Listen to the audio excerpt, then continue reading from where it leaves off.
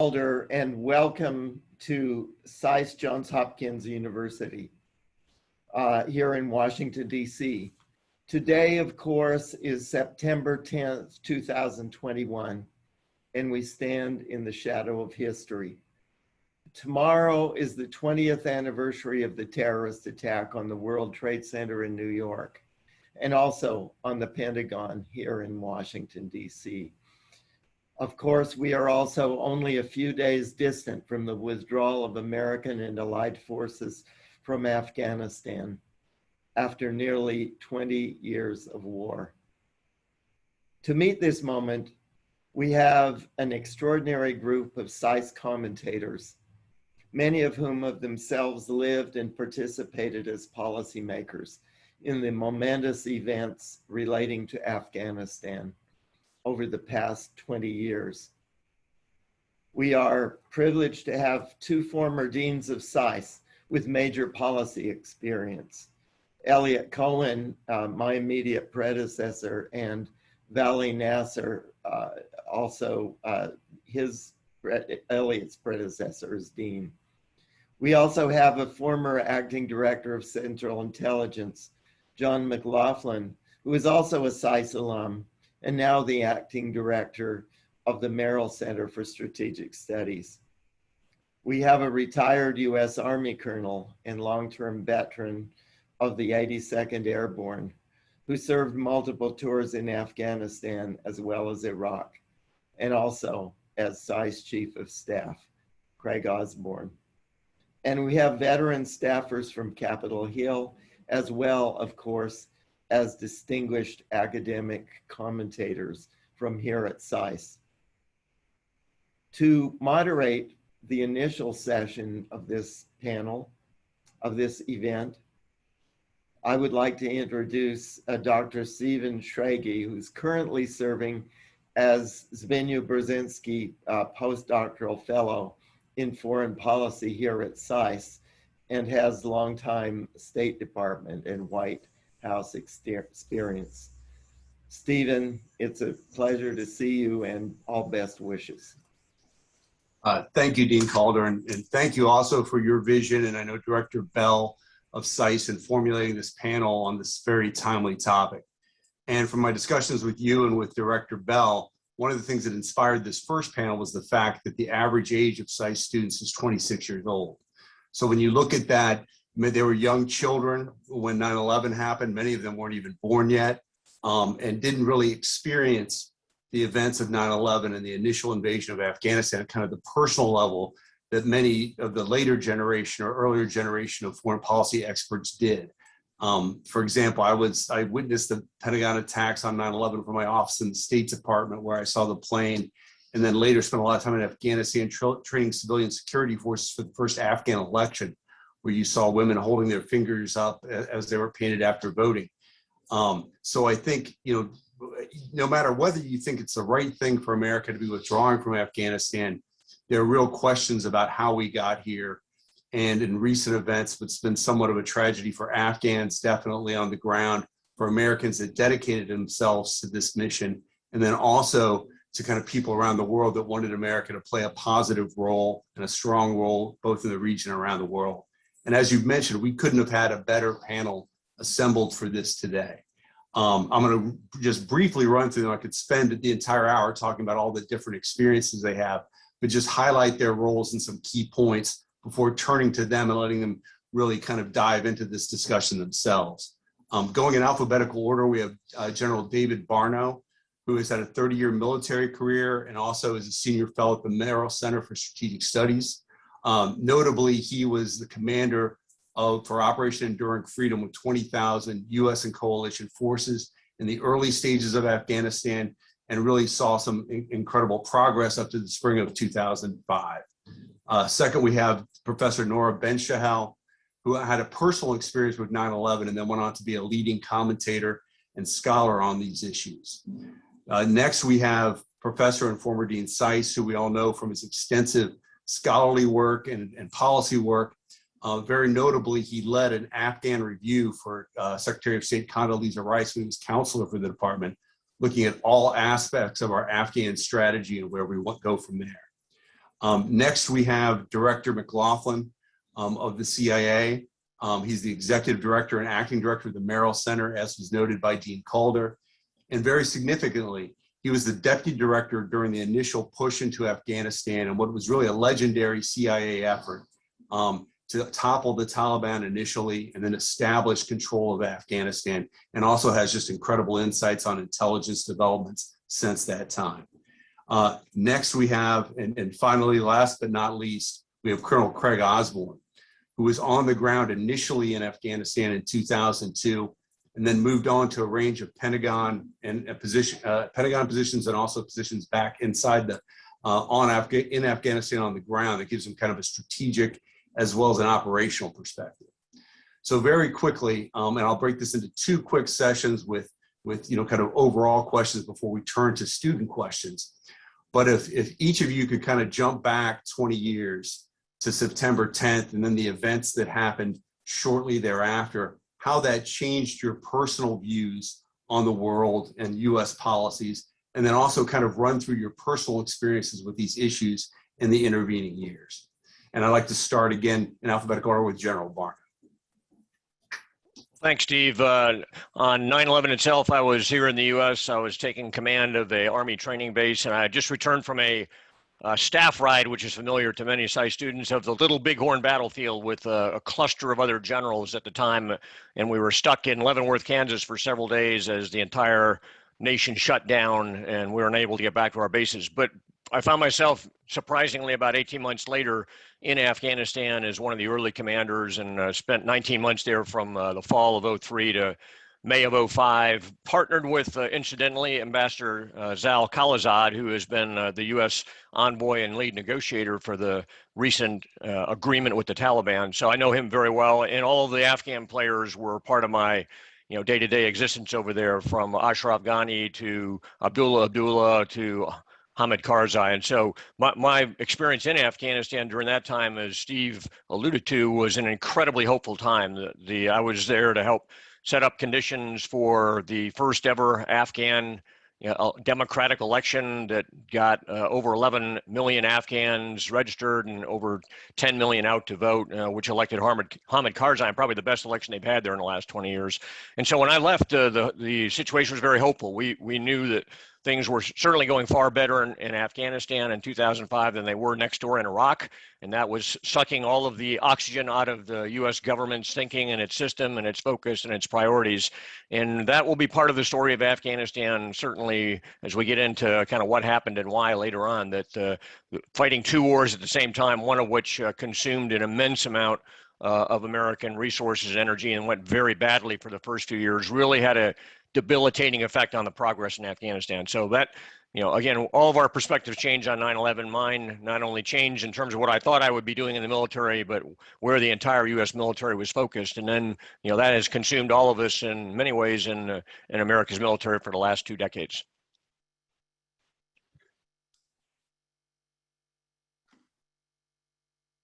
Professor Bensahel, thank you very much, General Barno. Great, thanks very much. It's a pleasure to be with you today. As Steve said in the introduction, I was working across the street from the Pentagon on September 11th, and so was essentially an eyewitness to what happened. When the plane hit the Pentagon, our building shook violently. We evacuated our building down to the street and watched the Pentagon burn from the street. And I heard a sound that at the time I was absolutely convinced was a fourth plane coming to hit something in the DC area that I later learned was actually a sonic boom from the F-16s that had been scrambled in case there were additional planes in the DC area. I'm also originally from New York City, so for me this was a profoundly local event first in my shock that, obviously by the end of the day started realizing it had obviously grave national and international implications. And as I think for so many of us who worked in this field, it changed the course of my professional life. After that moment, there was no question that this was going to be the top US security priority for a very long time to come, even if we couldn't imagine what the contours of that were then. Something I think it's really important to point out, especially because so many of you students didn't experience this, it took the United States 3 weeks to retaliate, to begin the war in Afghanistan. And with the state of shock that the nation was in at that time, that felt like an eternity. There was actually public pressure and a lot of questioning saying, why hasn't this war started yet? Why haven't we gone to war with Afghanistan? And so that's the context, that the nation in a state of shock was thinking and feeling at that time. I spent the next at least decade of my career working on the issues resulting from 9/11. Afghanistan was not actually on most people's priority screen after, in the analyst community, after the fall of 2002, that first year it was. But after that, all the talk was about when we were going to go to war with Iraq. It was very clear we were. And to be honest, I was an analyst at the Rand Corporation. I spent most of the next decade working on issues related to Iraq, with a little bit of thought about Afghanistan. But Iraq was the nation's biggest strategic priority. And again, to add to what General Barno said, you can't understand the context of how this war played out without understanding that this was not the primary war that the United States was fighting in its first decade. And that had enormous consequences, as I'm sure we'll all explore. Great, thank you, Professor. Professor Cohen? Great, thank you for having me here. Good to be back with the SAIS audience. On 9/11, I was working at home. I got a phone call from my former research assistant who was a New Yorker. He said, turn on the television. I said, what are you talking about? He said, just turn it on. And I turned it on and I saw the second plane fly into the Twin Towers. Most of the rest of the day was a scramble. My wife worked downtown, arranging to get her picked up, getting my kids from school, and then a very sobering conversation with our son, who was in ROTC at the time, who said in a very sober way that night, Dad, Mom, Dad, I'm going to war. So you really felt it. In the days after, I was a member of something called the Defense Policy Board. And shortly after 9/11, we had a kind of emergency meeting. This is an advisory board to then Secretary Rumsfeld, recently passed away. And I'll never forget the sight of, going to the Pentagon, smoke still rising, scorch marks, kind of ninjas with submachine guns, plus the surreal experience of planes overhead and National Guard on the street. I think the main thing that I would try to bring home to everybody is we lost more people at 9/11 than we lost at Pearl Harbor or at D-Day. And the magnitude of that loss and the suddenness of it from an unexpected quarter, one just has to appreciate how traumatic that was for the senior leadership of the time, for the senior levels of the Bush administration. And that's why I've always been somewhat less critical of them, because that's very hard to capture, but I think it colored their decision-making. My Afghan connection began later in 2007 when Secretary Rice asked me to become counselor of the State Department. And the very first thing she did, actually, while I was still teaching at SAIS, was to send me off to Afghanistan for a week and a half. And during the course of the next year, I became increasingly convinced that this was not going well, and was engaged really the last 2 years of the Bush administration, trying to convince her, and also my close friend and colleague, Doug Lute, who was the Deputy National Security Advisor, that the omens were not auspicious in Afghanistan. And we eventually sort of got there, but only up to a point. Thank you, Dean Cohen.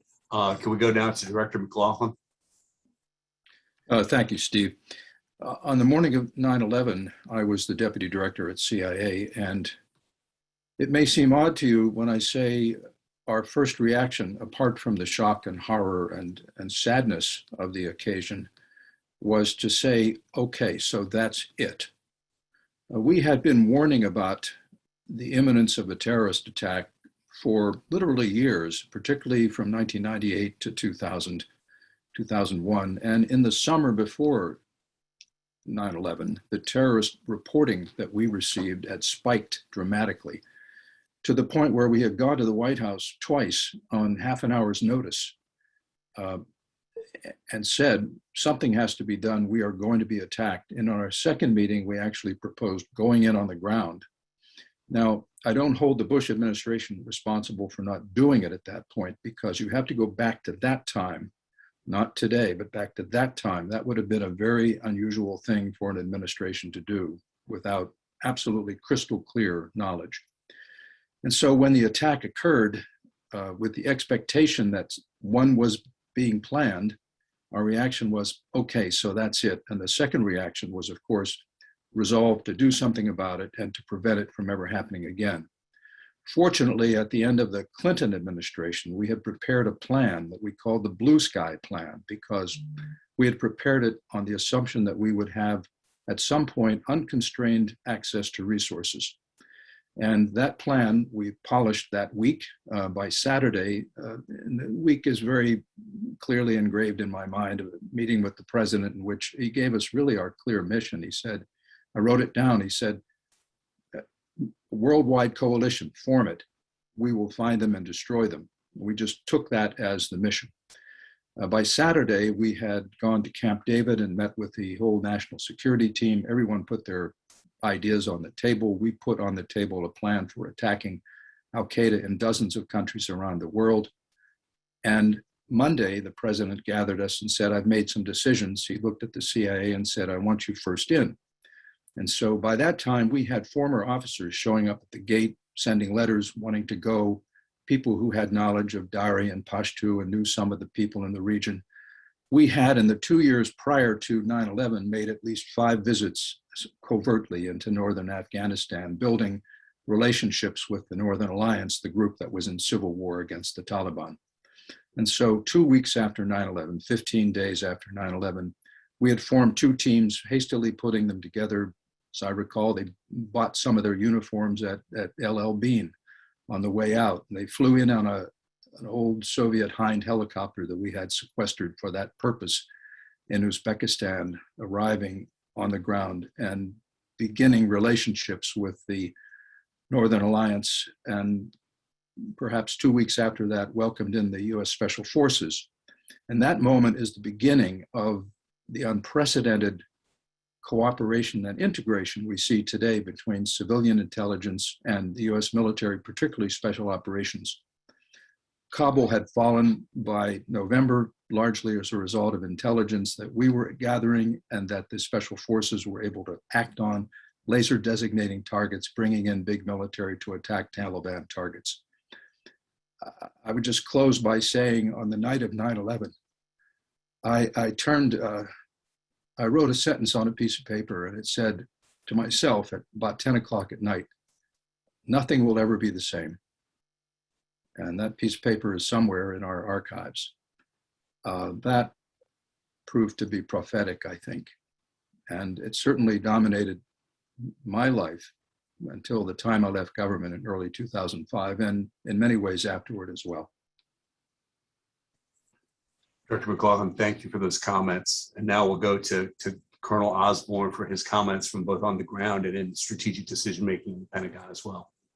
Thank you, Stephen.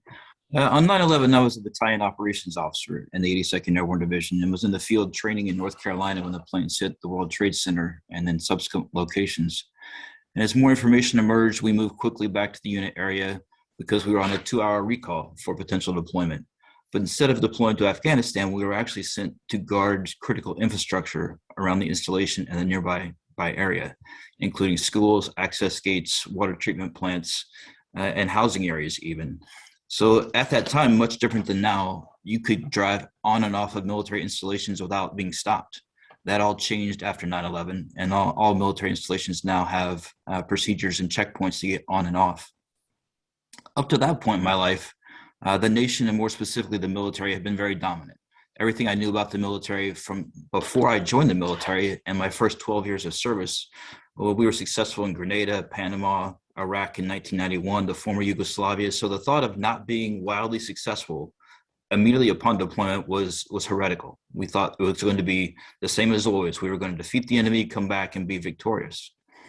I first deployed to Afghanistan in early 2002 and had a very precise and very defined mission. It was counterterrorism. from designated areas in the south and the east of the country. And our missions were very straightforward. They were to kill or capture designated individuals, to locate and destroy caches or munitions that could be used against coalition forces, and to serve as a quick reaction force to help those in distress wherever they might be in the country. It was discrete operations. It was very easy to understand. It didn't require a lot of strategic nuance at all.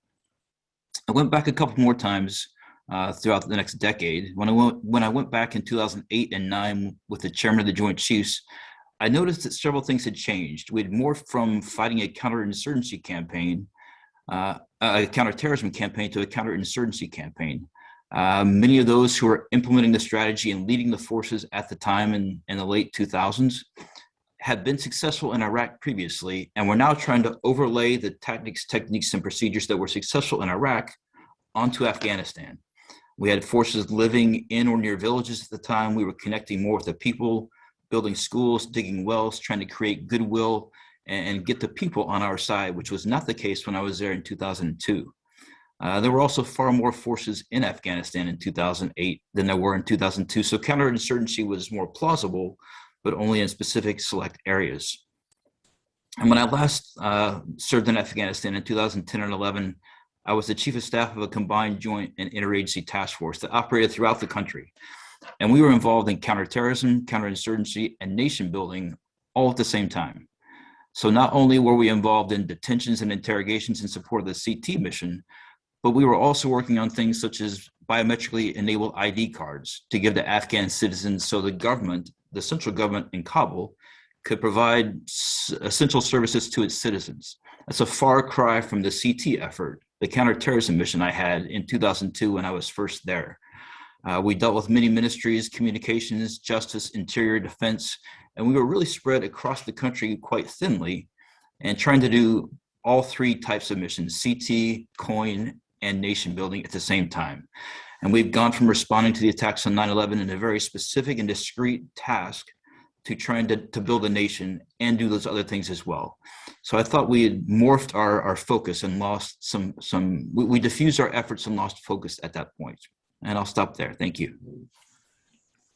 Thank you, Colonel Osborne. I think that raises a good point to quickly shift to kind of the bigger question. And it's something I think General Barno touched on as well, was there were these moments I think we've all seen where there was great hope in Afghanistan, that it was going in the right direction, you know, particularly like General Barno mentioned in the spring of 2005.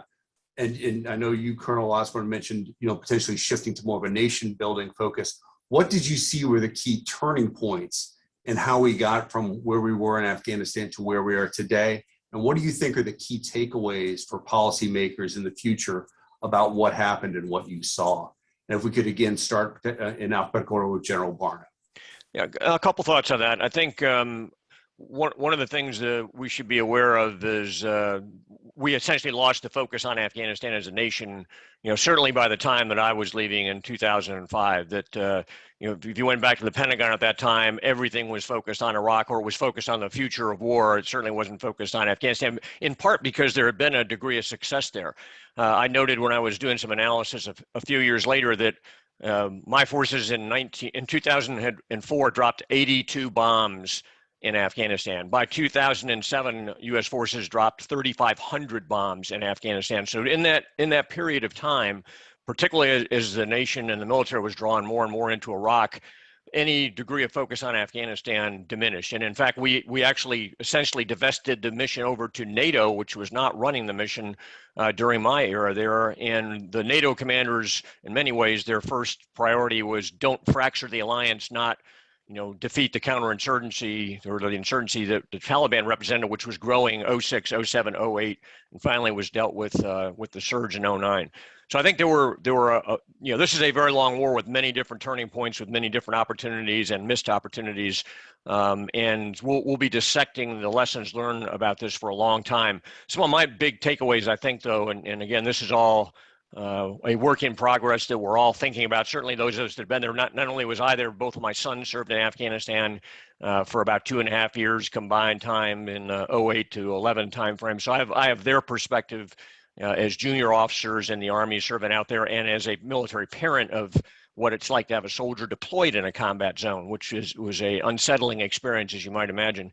But I think some of the big lessons is, that, and again, there's going to be a lot of different viewpoints and different arguments on this. Number one, endurance counts. That the fundamental deliverable at the end of this, last month or so is that the Taliban endured longer than the United States did. And many would argue, well, 20 years is a very long time to endure, not reflective of what we've endured in Japan, Korea, Germany in the post-World War II era. And again, with losses certainly that we were taking, we lost, no one in the last 18 months in Afghanistan, and fewer than 100 since 2014. Those are tragic, catastrophic, heartbreaking losses for, the parents and families there. I know what that means, having had, my kids both over there, and what it's like to go to bed every night looking at the newspaper and looking at helicopter crashes and combat actions in Afghanistan and doing the same every morning. But I also know what that was buying, and we now know what the alternate of that is. The results when we take that, we didn't rip off the Band-Aid, we took off the tourniquet in Afghanistan when we took out all of the U.S. troops, all the NATO troops, 16,000 contractors, and all of the financial support behind it overnight, and we had an instantaneous collapse. So that's going to get argued about and discussed and thought about for a long time. And I think the other thing is just that we have to think about the definition of winning. I get concerned sometimes when very senior elected officials and very senior policymakers complain about not winning in Afghanistan. We know what winning for the Taliban now looks like. Winning for us may have been maintaining the status quo at a cost that was sustainable. And that's not how our brains work. The Americans are not wired that way. They're wired to see surrender ceremonies on the deck of the Missouri. And that's not how irregular wars typically end. And so I think we're going to have to do some thinking about that as well. Thank you very much. I think it was interesting, especially the endurance point, because I'm sure many of us heard on the ground, even in the earlier days, that they didn't anticipate that we would have the endurance. And sadly, that may have proven to be true. Professor Bensahel. Yeah, thanks. Just quickly on that, there was a very often repeated phrase, that in Afghanistan, that the Americans have the watch, but the Taliban has the time. Right, because they live there, that's their home. We were clearly not going to stay forever, however long 20 years is. I think I have two comments when you ask sort of what do you take away and what are the big takeaways? And the first was triggered by something that Craig said. I actually disagree with the perspective that there was a shift from counterterrorism to counterinsurgency at the strategic level. Certainly in your mission, that may have been. I think it's too easy to look at the history of the war and see it that way. Clearly, the immediate impetus was to get rid of those who conducted the 9/11 attacks. But the Taliban did not turn them over. That's why we ended up going to war in Afghanistan. There was a choice given to the Taliban that they could turn over the Al-Qaeda folks who were responsible for the attack. They chose not to do it for very understandable domestic reasons. But there was at the beginning a sense that the Taliban had to be defeated and a new government had to be brought in that would be broadly legitimate in order to prevent a 9/11 from happening ever again. And so that was very much part, even though we weren't going to explicitly be nation building, this was a tension in the Bush administration's initial approach to it, right? Because that was clearly part of it. At the same time, they were saying we're not going to nation build. And some of that tension was what played out over a longer period of time. So I worry that part of the story and the lesson that we pull from this was, well, we were focused at the beginning and then we got distracted by doing nation building. There's a lot to criticize in there about what we did, but it was not that neat and not that clean. And so I think that would be a wrong reading of history. On your question about what the implications are, of course, there's so many different things that we could say about Afghanistan, about what it means for the US role in the world. I could talk about those, but I'll leave those to my colleagues. One of the things that I think will be underappreciated coming out of this is how the relationship between the American public and its military has changed after these 20 years of war. You know, the all-volunteer force was put in place after Vietnam because of the unpopularity of that war. And it was never, ever envisaged that an all-volunteer force would fight a long war. It was always assumed that we would need to have a draft, that we wouldn't rely just on volunteers. And I think what that has done is it has exacerbated a gap between, we in the field call it the civil military gap between Americans, society, and those that serve it. In particular, of course, Dean Cohen has written extensively on this. There are other elements of the civil military gap, but I worry about what that has done. I think for the American people, the expectation of military service has been severed from the idea of a responsibility of citizenship that we have now come to accept for those of us who don't have family in the military or know someone, that other people go to war, right? And the danger in that is it's much easier to decide that the nation should engage in a war if it's not your own sons and daughters, if it's not your own family whose lives are on the line. And so I'm very concerned about that going forward. And I think that will be an underappreciated part of the overall lessons to be drawn at the strategic level about what the fall of Afghanistan means. Thank you, Professor. And I think that's a great transition to Dean Cohen, who's done so much extensive research on some of those topics and experienced it directly too. Dean Cohen. Lots of things to say. Just as a preliminary remark, I would say, as in any war, there are a lot of contingent events. It's a mistake to think that this had a linear trajectory. It did not. I visited Afghanistan a lot when I was in government, and I remember once flying over eastern Afghanistan, and I was talking to the brigade commander. And he turned to me and said, "Sir, this is a valley by valley war."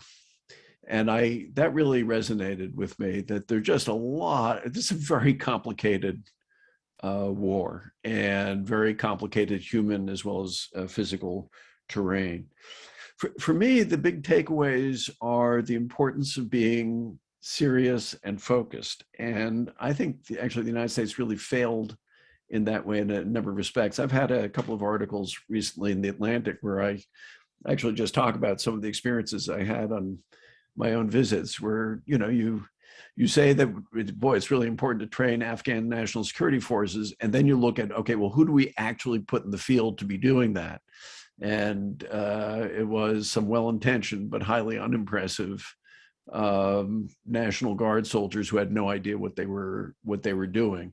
The organization wasn't focused, or the way we rotated headquarters, or the way the command structure we set up with NATO, where we put people. There was really a lack of seriousness, and that I think also speaks to the issue that General Barno raised about focusing on what are your objectives. We weren't going to walk away from Afghanistan. We weren't going to leave it to either warlords or the Taliban, but what was a reasonable set of objectives to have for the Afghan government? I'll say just three other quick things really quickly. I think one dimension that's really important that people have not focused on is Pakistan. I think one of our biggest errors was this was not a war between the United States and the Taliban. It was a war between the United States, the Taliban, and the Pakistani deep state. And we have to bear in mind that all of these wars are actually kind of coalitional wars. Secondly, couldn't agree more with what General Barno said about persistence. And for me, one of the critical turning points is actually, I hate to say it, but the Obama and Trump presidencies, where it was very clear the presidents in both cases wanted to liquidate this commitment. And I think we profoundly underestimated the impact that had on our Afghan allies. I was always stunned when I went there how much the locals followed our politics. And they knew that basically we wanted out. And I won't repeat what General Barno said, other than that I agree with it.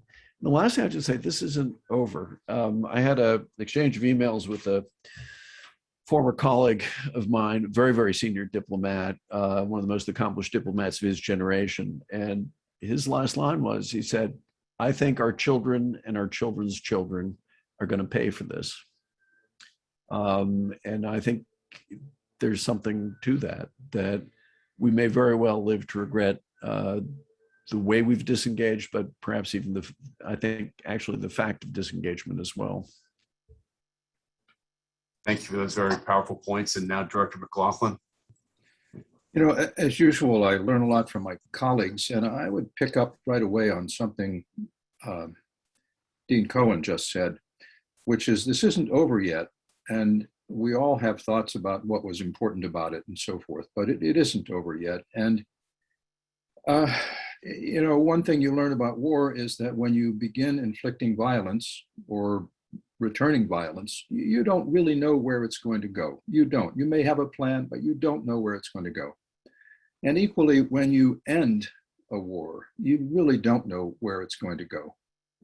History is replete. The CIA's history is replete with unintended consequences of things that made a lot of sense at the time they were undertaken. And I don't want to, I think it's too soon to criticize anyone or to start casting blame, but it's fair to think about, well, what did we do that we might have done differently?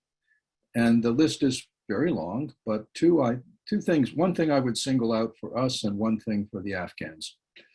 I have a sense, and this is not in any sense a criticism of the way the people who trained the military there, but and maybe General Barno's point about Iraq bleeding into Afghanistan explains this, but I think we ended up training a military to be more like us, that is dependent on information dominance, sophisticated weaponry with good maintenance, and essentially like the American Army. And they were going up against a very different foe. And once all of that was removed, then the collapse was quite understandable. In terms of I think we have to look at the Afghans too. And, again, it's a very different society, very tribal, very, very decentralized. Hard to imagine power concentrated in a place like Kabul. But I think it was the inability of Afghan politicians to agree on a government that their country could truly embrace and respect, and their inability to stamp out or even substantially reduce the corruption that was evident to everyone. And one thing I learned in my experience in war on the ground, mainly in Vietnam, I have to go back that far, is that when soldiers don't fully respect and understand a government and its purposes, they're not eager to give their lives for it. I think that was an important dimension of all of this. In terms of the broader things this means, I'll just give you one or two thoughts and then stop. I think this is going to turn out to be a unique turning point in modern world history. It's not just about Afghanistan. I think World War II, we could go back to World War I, but just World War II for a moment, the largest single event in human history, the most remarkable thing that happened in the last century. There, our job was to defeat the enemy and occupy the territory, very Clausewitzian. We had the Cold War. Our job was to defeat someone economically, ideologically, and we did. They went away. They literally dissolved. And in the period since that happened in 1991, I think we've been searching for a role in the world, and the conflicts since then have all been trials in that search. Where it all ends, I don't know, but coming out of it, I think the danger is that somehow we and the American public conclude we shouldn't get involved in this stuff anymore. We need to pull back. This is not the time to pull back from the world, in my view. In fact, it's a time for us to rethink the world, much the way we did at the time SAIS was founded in the late 1940s. And this generation to rethink the world and what is the American role in it, and to redefine it, but not to pull back from it. The final thought I might have is that the world today, our approach perhaps should be less Clausewitzian and more in line with what Sun Tzu said, 6th century BC, and saying the right way to win a war is without fighting. And so as we head into this new era, the two dominant things that I want to think about are how do we compete and how do we deter? How do we compete and how do we deter? And how is deterrence changing in this new world? I'll stop there. I think those are great points, and there's also been some questions that have come in that relate to some of those as well that we may turn to after we finish this session. Colonel Osborne, we look forward to your comments as well. Thank you. In my mind, I think there were two significant turning points that were most noticeable to me while I was in Afghanistan. And the first really came at the end of 2002 in the fall. And General Barno kind of referenced this earlier. It's when the US started to prepare to invade Iraq.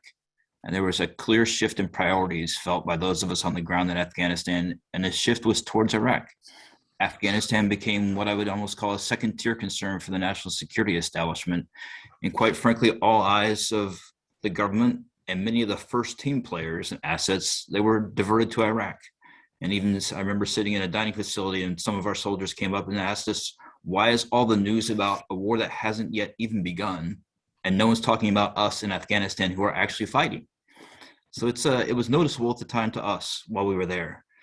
And the second shift kind of occurred between 2007 and 9, as I mentioned a bit earlier. And I completely agree with Professor Bensahel that the expansion of missions, that the rhetoric that was used nationally did not match the expected actions on the ground of us. And when we started to do other things that were denied by the administration, we're not doing nation building would be a statement, when actually we were doing that. And we were being tasked to do that. So that mismatch was a shift that occurred and created some confusion among us that were on the ground. I think there's some big takeaways beyond just the mismatch and understanding a mission and the precision of it. I would go on to say that I don't think we adequately accounted for the differences between Afghanistan and Iraq. Some would say, oh, it's all the war on terror, so the same things that worked in Iraq should work in Afghanistan. And that would be completely wrong. We often tried to replicate what worked well in Iraq into another theater, and we didn't take into account the differences in the history, the structures, the traditions, how they viewed a central government, what they expected of a government, and we didn't always take that into the best account. We even tried to export successful leaders from one theater to another, expecting them to have similar successes. For example, even General Petraeus and Ambassador Crocker, as phenomenal as they were taken from one theater, they did well there, let's put them in another theater and see how well they do there. So we didn't necessarily account for all the differences as well as I think we probably could have. I think we failed to recognize the pervasive and corroding impact that corruption had on a nation. Having worked with some of the ministries in Afghanistan and witnessing it firsthand, the deleterious effect that bad actors inside a government can have maybe doomed some of our efforts from the start. We should have at least been more clear-eyed about what could be expected, knowing that type of corruption was so pervasive. General McMaster, who later became President Trump's national security advisor, led a task force on corruption. It's called Task Force Shafafia. And I think he would even say at this point that the success of that task force may not have been quite as high as we would have liked. And last thing I'll say is, I think we found it's very difficult to fight two distinct campaigns simultaneously. You know, the national security establishment is vast in many ways, but having two operations, two campaigns in different countries under the same combatant command, U.S. Central Command, was very difficult. Even as I worked with Admiral Mullen and the chairman of the Joint Chiefs, even having the national focus and understanding to keep two separate campaigns going simultaneously was difficult. And I realized that can be done, and it was done in World War II, but even the Pacific and the European theaters, they were under different military commands at the operational level.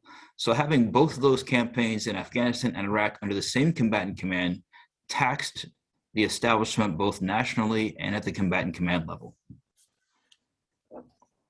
Thank you all for those comments. We want to try to hit a couple of student questions that have come in, some of which are very timely and I think focused on how students have experienced things very differently today than they did at the start of these engagements. One which came out that the media landscape and the political democratic landscape has changed dramatically in the last 20 years. There weren't even iPhones when this whole 9/11 and the Afghan invasion started. The internet was kind of rudimentary. People were mainly relying on newspapers more than a lot of the social media now. Now even the Taliban is using social media to kind of push its narrative and spin on things. How do you think that the influence of the media and social media and this changes have influenced how the relationship with the public and the war, their views on the war, their views about U.S. engagement, and what kind of commitment America can have to these broader, longer term engagements in the future? They specifically asked for some of those that had commented frequently in the media, as well as like Dean Cohen and Director McLaughlin, but I would love to hear from everyone there. So let me just take a crack at that. I think that can be overblown. You know, at the time, people talked all the time about the CNN effect. What was the impact of having, news that goes 7 days a week, 24 hours a day? I mean, when I grew up, there was the evening news and there were 3 networks and that was it. And before that, in the 19th century, people said, oh my God, you've got these penny newspapers and everybody's literate. So everybody can follow what's going on. It's going to inflame public opinion. And I think what happens is these things normalize very, very quickly. And, this is a terrible thing to say, but at a certain level, the violence almost becomes cartoonish for people. You can go to movies and see truly horrific violence, which is cooked up by directors. And I think it desensitizes you to real violence. And so I actually don't think this has as big an effect as people think. Does anyone else wish to comment? Just quickly note that even with the advent of social media, Americans haven't cared about this war for a decade, even as those media outlets have proliferated. If anything, there was a CNN effect because most people were watching CNN, right? So I agree. I don't think that's actually had a profound effect. And if anything, it may have helped distract the nation's attention from the fact that it was fighting a war. The only thing I would add is that the Taliban may have used, in fact, I'm sure has used social media in part to encourage defections among the Afghan national security forces. And that has an effect, but it's hard to measure at this point. Thank you. This next one comes from a SAIS graduate, a recent graduate that's a teacher.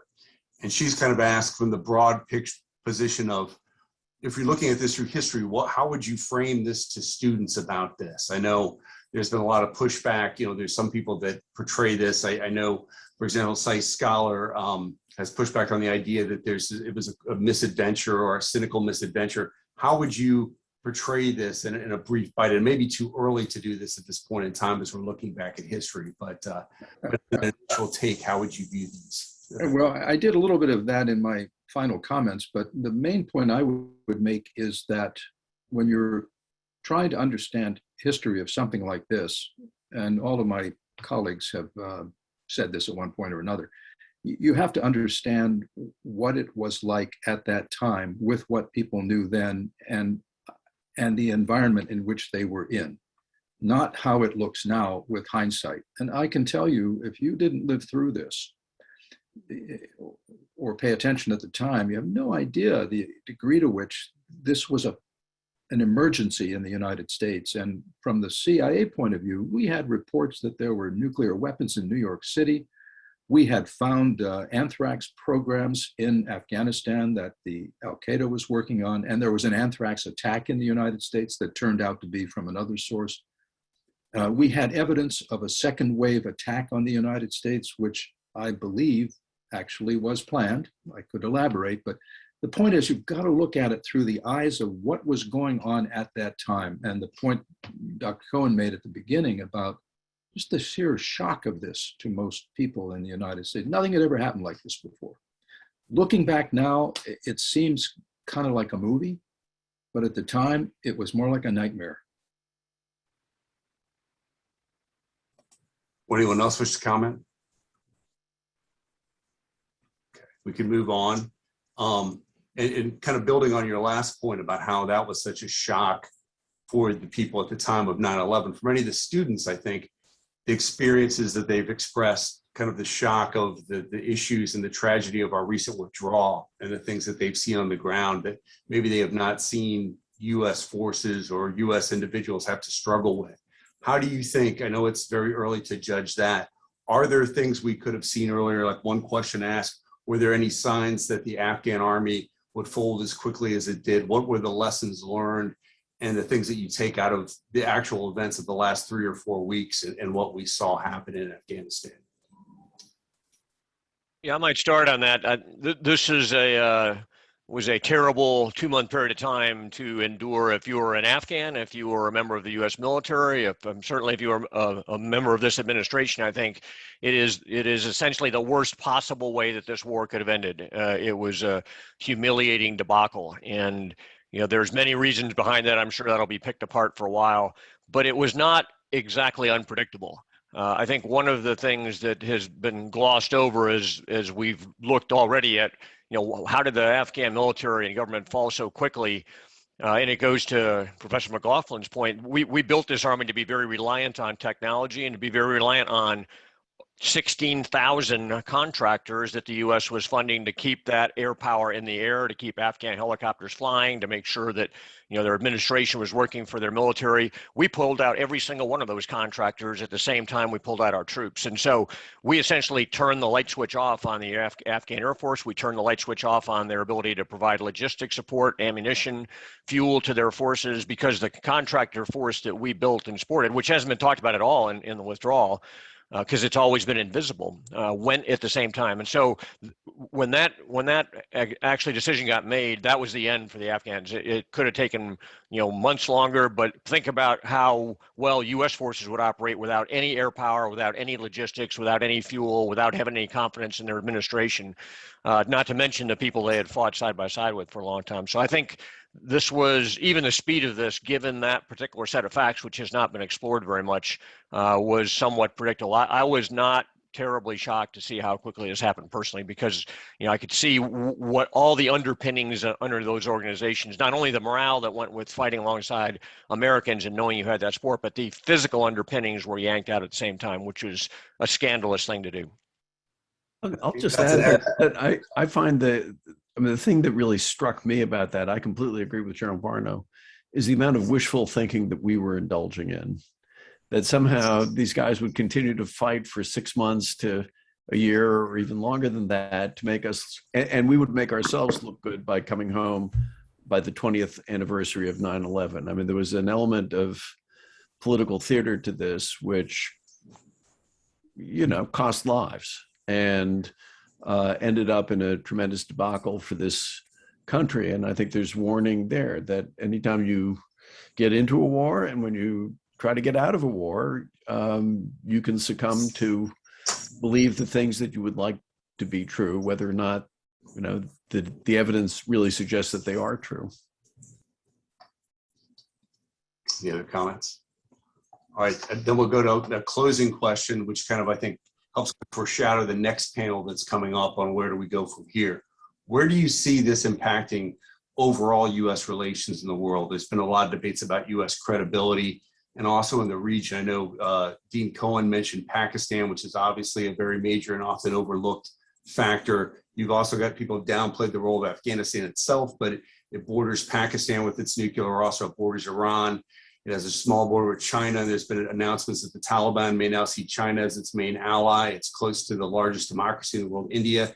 Where do you see the strategic factors going for the United States in the wake of this event? And how do we kind of recalibrate after what we've seen in the last few weeks in Afghanistan?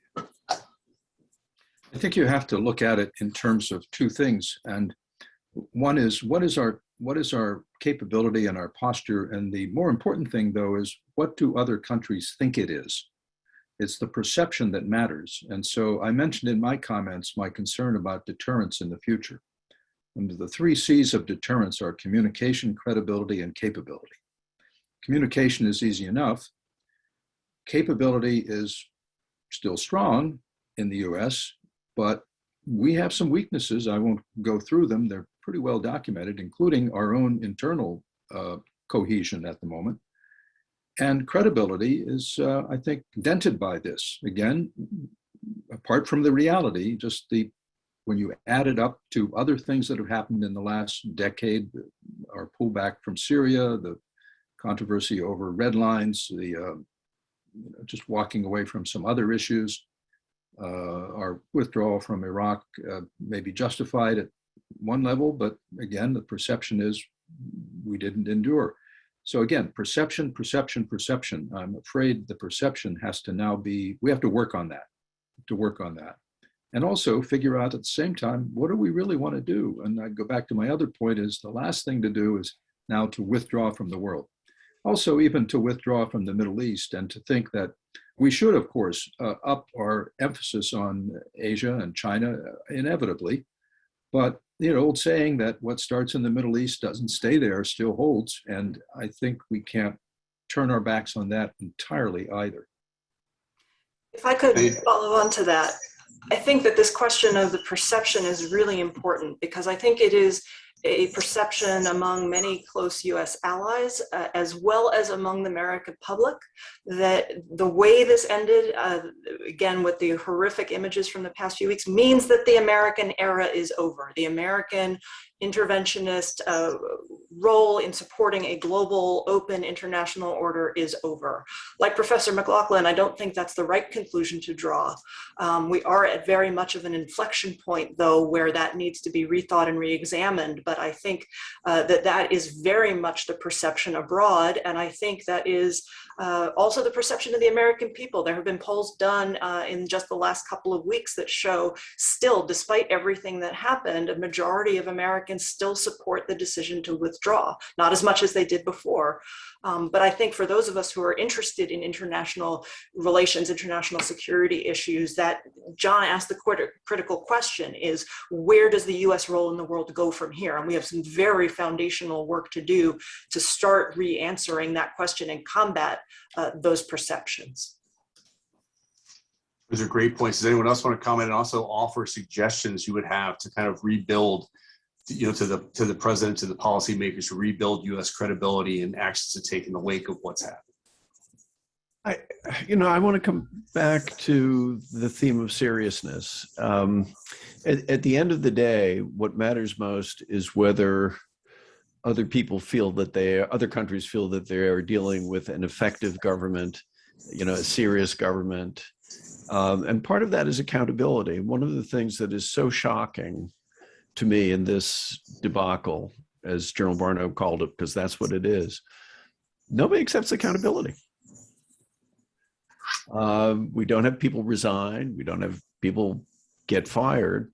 And you may say, well, it's unfair in any particular case. But I think, if effective government is only possible, any kind of effective organization, period. But certainly government is only effective when people accept accountability. And that's the most important thing we could have at the moment. One thing I would add, I think it's worrisome to me, and it's understandable at the same time, is that the entire set of priorities and the top 80% that, as I read it, for the Biden administration are domestic. That the international priorities, certainly fighting wars, continuing to, suppress terrorist threats to the United States, fending off an aggressive China, that's somewhere way down below at the bottom of the list.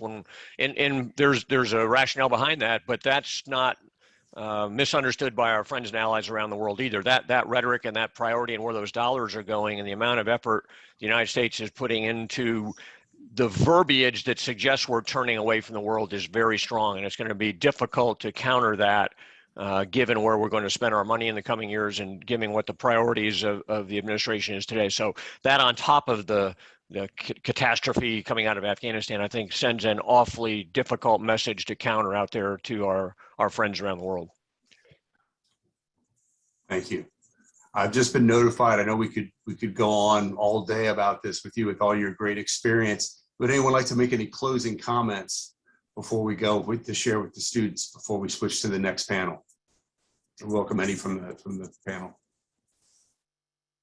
Well, maybe everyone has said everything they wish to say today, but I do want to say I think I was struck by something several of the panelists said, which was that this isn't over, that we've seen things, but whether it's in Afghanistan itself or the broader impact on the world, I think we'll be dealing with this and thinking through where American foreign policy and our strategy goes going forward. And I'm so thankful that we have such distinguished panelists here to guide this and to keep engaging with students and with the media and with the policymakers to lead us forward. So thank you very much for all of your time, and I look forward to seeing your comments in the press and in the public as we go forward and the situation develops. Thank you very much.